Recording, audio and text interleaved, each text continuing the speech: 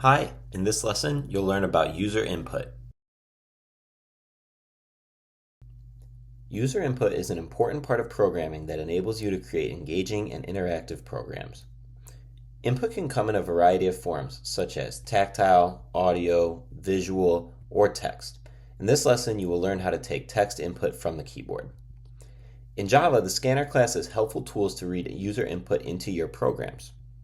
For example, the scanner class has methods that enable you to get string input, get int input, get double input, and get Boolean input. In order to use these handy scanner class methods in your programs, you have to create a scanner object. This scanner object will have all of the attributes and methods of the scanner class, which you can use to get user input in your programs. Let's walk through the process step by step to use a scanner class to get user input in Java. The first step is to import the scanner class. You can do that with the statement import java.util.scanner. You will learn more about how this import statement works in a later lesson. For now, just know that you need to add this to your programs in order to access the scanner class. Now you're ready to add the main class and method. Let's call the class user input. The second step is to create a scanner object variable inside of the main method. Let's take a closer look at this line of code. Scanner creates a reference variable with a scanner data type. Input is the name of the variable. The phrase new scanner creates a scanner object and assigns its reference data to the variable input. This scanner object has all the handy user input methods of the scanner class. And system.in specifies that this scanner object will be getting input from the keyboard. Let's take a closer look at the methods that you can use with the scanner object to get keyboard input from the user. There is a different method for each data type.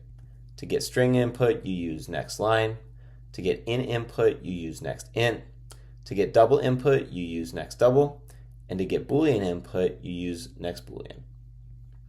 Going back to writing our user input program, once you have created a scanner object, the third step is to use a statement to prompt the user. A prompt is a message that tells the user what type of information to input. In this example, the program prompts the user for their name. Then, the last step is to use the appropriate scanner method to get the input and store it in a variable.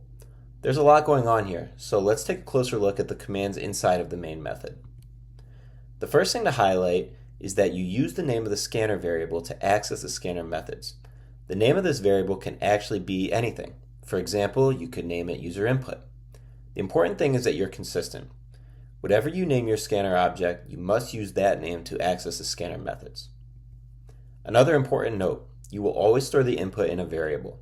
This enables you to use the input in your program because it is saved in the computer's memory.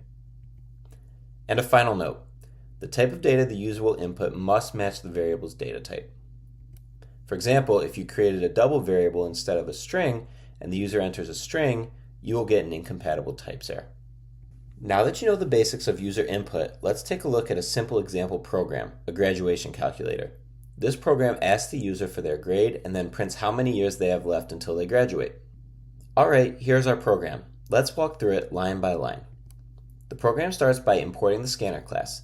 Then there's the main class, named graduation calculator, and the main method. Inside of the main method, the first line of code creates a variable named input that stores a scanner object. The next line prints the prompt for the user. What grade are you in? The next line of code captures the user input as an int. Note that the program pauses until the user enters a value and presses enter.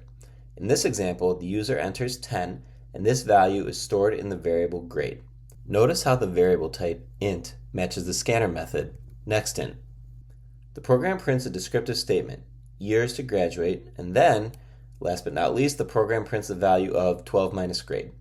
Because the user entered 10, the arithmetic expression is 12 minus 10, which results in 2.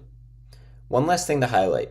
Because the program stores the user input as a variable, you are able to use this value in the print statement. Now that you know the basics of using the scanner class to get user input, it's your turn to incorporate this into your programs.